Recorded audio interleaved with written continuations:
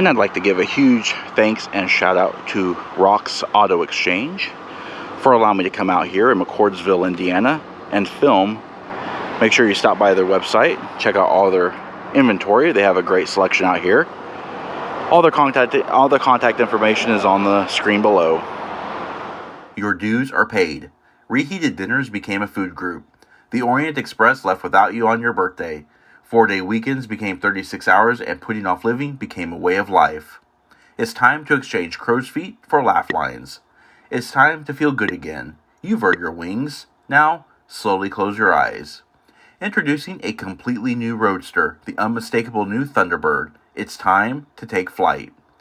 The 11th Generation Ford Thunderbird ran from 2001 to 2005 for the 2002 to 2005 model years and set on Ford's DEW98 platform, shared with the Jaguar S-Type and the Lincoln LS. The car was designed to reminisce the first years and arguably the best years of the Thunderbird from 1955 to 1957, causing the Thunderbird to come full circle as starting and ending as a two-seat removable hardtop convertible. Thunderbirds were built at the now-defunct Wixon Assembly Plant in Michigan, with our first year 2002 model being built in February of 2002.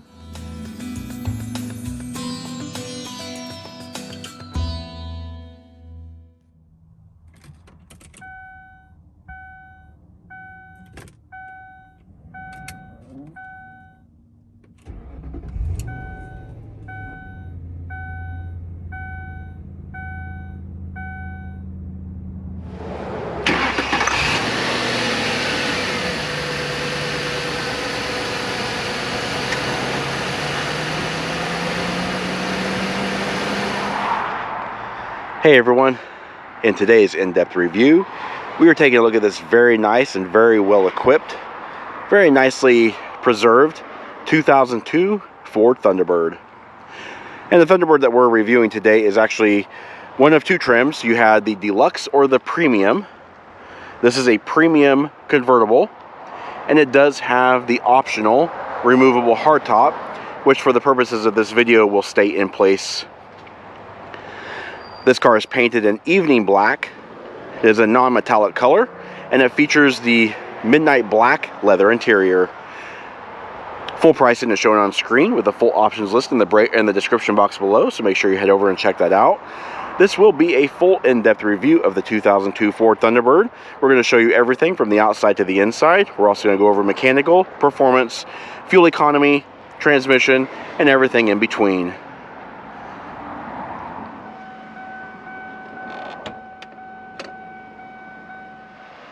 All Thunderbirds are rear-wheel drive and are equipped with the AJ30 3.9-liter 241 cubic inch dual overhead cam 32-valve V8 engine.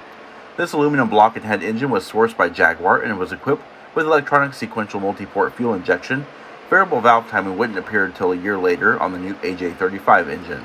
Compression ratio was set to 10.6 to 1, and power output was rated at 252 horsepower at 6,100 RPM and 267 pound-feet of torque at 4,300 RPM.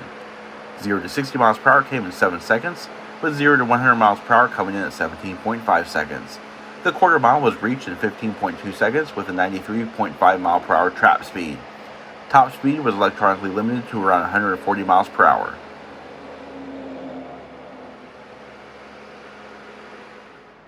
The Thunderbird was equipped with an 18 US gallon fuel capacity and consumes 5.9 gallons per 100 miles driven, with an estimated total driving range of 306 miles. EPA fuel economy figures are 15 miles per gallon in the city, 22 miles per gallon on the highway, and an overall combined average of 17 miles per gallon. For the 2002 model year, only one transmission was ever offered, and that was Ford's electronically controlled 5-speed 5R55E automatic. Manual shifting was available, progressively shifting lever from the manual gate area, much like Jaguar's J-gate shift area. This era was really unique in the fact that we had a bunch of retro-inspired cars coming along. We had the New Beetle. We've also had the Chevrolet SSR, the Chevrolet HHR, the Chrysler PT Cruiser, and of course, the Ford Thunderbird. Alrighty, and take a look around the rear of the Thunderbird. As you can see, it's a really short, low deck. Has that kind of, not sure if it's coming or going type of look. The rear end really does mirror the front end, as you'll see. It does have the hardtop in place, As you can see, it does have the throwback to the 50s porthole windows with the chrome rings. Hardtop is detachable and you have a full power top underneath. Iconic Thunderbird script right here on the rear fender. Going into the rear tail light. Rear tail lights have the same design as the headlights basically, except they're red. They're just single red bulbs in here for brake lights, turn indicators, and tail lights. And then down here, of course, you have your reverse lights.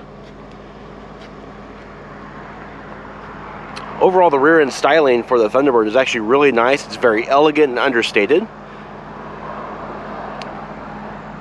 You have the new logo version of the Thunderbird emblem with the teal wings. Down below in the license plate area, you have this nice chrome. And of course, not to be outdone, twin chrome exhaust tips.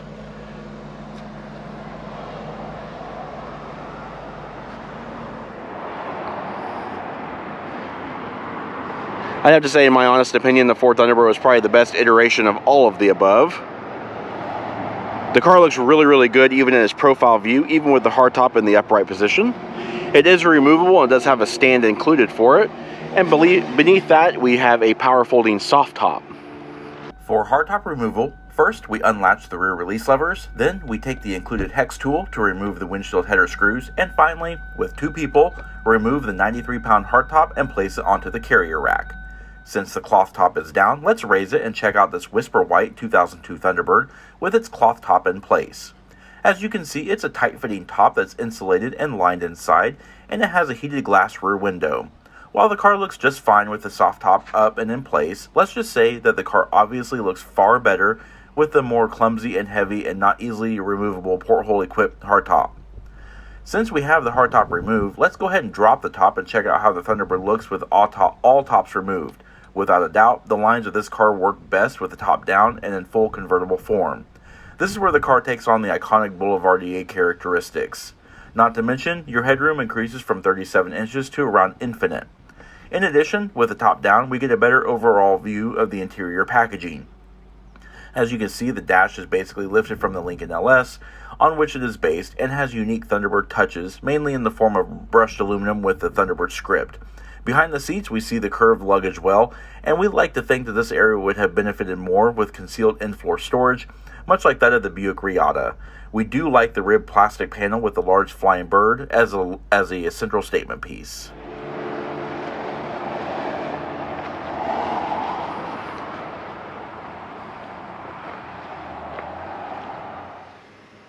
Steering is hydraulically assisted variable rate rack and pinion with 3 turns lock to lock and a 37.5 foot turning radius.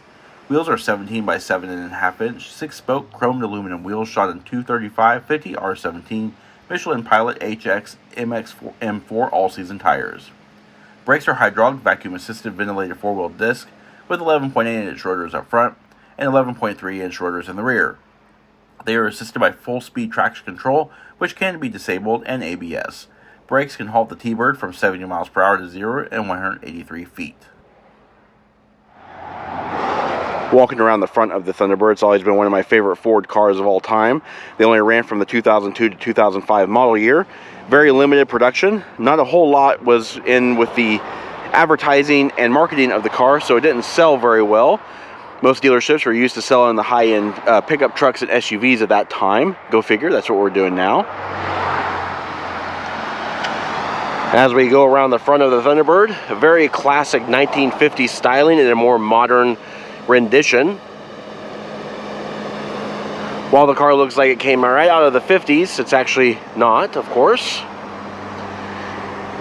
Really nice styling touch is the chrome band for the windshield. You got body color mirrors, the little vent ports in the hood the hood. And moving down, the headlights look a lot like the tail lights in their design and shape. In the upper portion, you have your halogen headlamps and high beams. And down here, of course, you have your turn indicators. Marker lights up front. Egg crate grille in chrome, of course, with the 2 fog lights right in the center, just like it would be in the 1950s.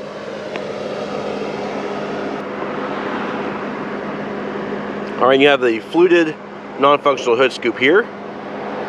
Goes right down into the new Thunderbird fender badge there. All right, and before we get inside, let's take a quick look at the key. I was kind of hoping for a better like Thunderbird inspired key fob, but it's just a basic Ford key.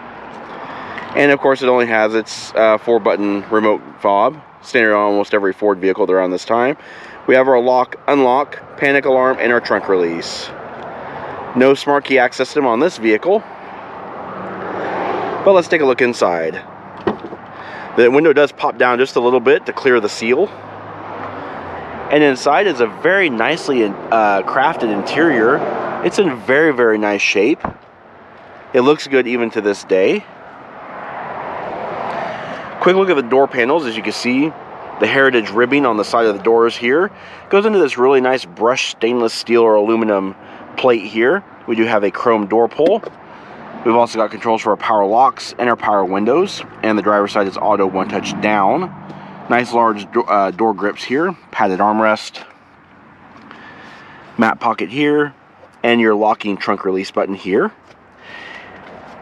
And taking a look at the instrument panel, we do have our automatic lighting system here. And then of course you could pull this out to turn on your fog lights. Instrument panel dimmer, mirror control, your traction control on and off, hood releases here. And of course down below we have 2 pedals. No manual transmission was ever offered for the Thunderbird. And we also have a power tilt and telescoping steering wheel. That's a nice little feature there. And moving along the entry tread plate, we do have this aluminum Ford Thunderbird sill plate there, which is really nice. 6-way power driver and passenger seat, manual seat back adjust. And taking a look at the seats stayed relatively unchanged for the entire run of the vehicle's life. They do have these really nice Jaguar-esque head restraints. They do not tilt, but they do rise up for height. Thunderbird logo emblazoned in the seat back here. It's embossed. And of course we have this perforated ribbed leather panel in the middle. Seats are nice and thick. They're very well supportive. They got decent bolstering here. They're just really, really comfortable on long trips.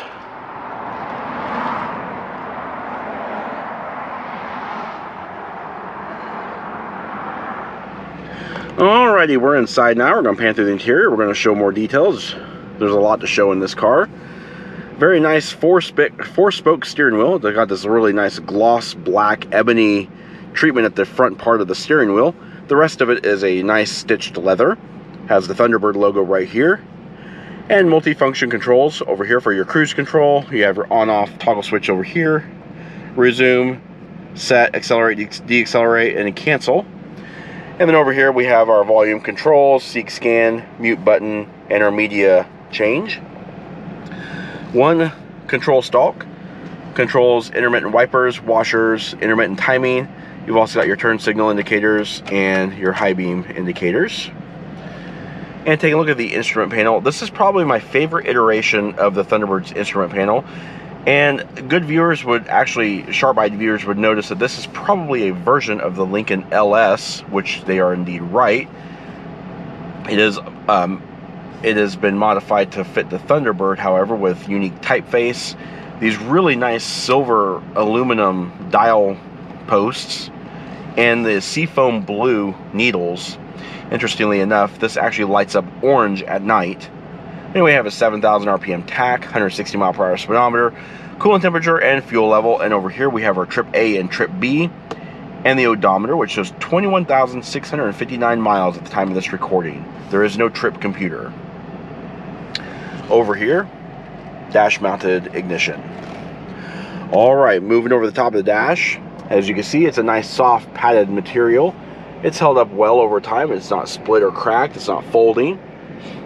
Just overall, just a very, very nice interior. Eagle-eyed viewers will also note that the dashboard looks a lot like the Lincoln LS because that's exactly what it's pulled from. It sits on the same platform as the Lincoln LS, the Jaguar X or S-Type, and of course this car. Center panel contains your air vents, and you can turn them on and off. And of course down here we do have a premium 6-disc CD changer, in-dash 6-disc changer. This is your CD readout here showing what disc changer is full. Of course it has full AM and FM. No Sirius XM satellite on this one. We do have dual zone climate control. It's dual zone and temperature only. And on the passenger side, but only one panel distribution down here. You can turn it full auto, turn it off, AC recirculate, defrosters, all that kind of stuff. It also has an electric windshield de-icer as well. And moving the shift lever out of our way, we have our cigar lighter or 12-volt power point, top release button here, passenger airbag switch, and a 12-volt power point here. This little panel here, even though it looks like it should open, does not. Alright, we have our shift lever here. It's a 5-speed automatic, as we stated before. Manual shift capability. This really nice gloss black handle. Chrome ring cup holders. A padded armrest, which opens up to reveal a small amount of storage inside. Just overall, the interior of the Thunderbird is just a really nice place to be. With the hardtop in place, it is fully lined, fully insulated. Just a nice quiet place to be. We do have a manually dimming rearview mirror, and these little buttons here control the reading lights that are mounted underneath.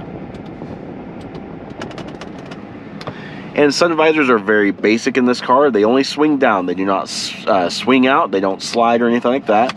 And they open up to reveal just non-illuminated vanity mirrors.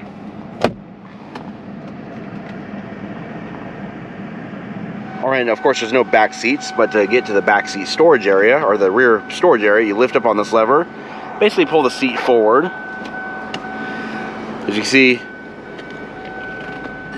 just has a curved little panel here, has the Thunderbird logo, and a nice flat parcel shelf. There's speakers back here as well. The top resides underneath here. It'd be really nice if there's actually like in-floor storage here, but there's not.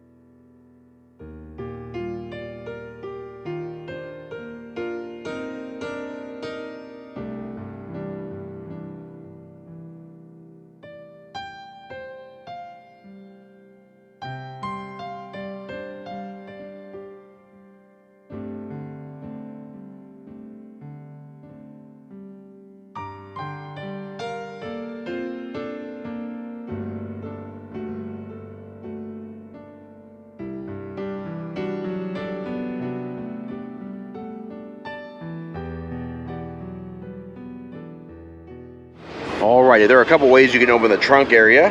As stated before, you can press this button here. It also locks. It's unlabeled, but it is the trunk release button right here. And the other way is using the key fob. Just pressing and holding that button there. Opens the trunk. There is no actual key access for the trunk area. Kind of odd. Right here is the trunk emergency trunk opener in the event of a power loss. You can just flip that and it'll unlatch the trunk.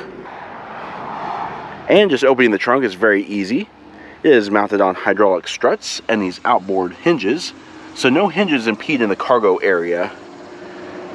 There's only about 6.9 cubic feet of cargo space, or about the size of 2 golf clubs. That's what Ford advertised. This little contraption here is actually the hardtop stand.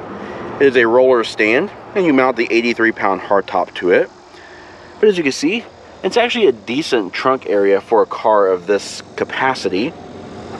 You have your emergency release, and if we remove this little doodad here,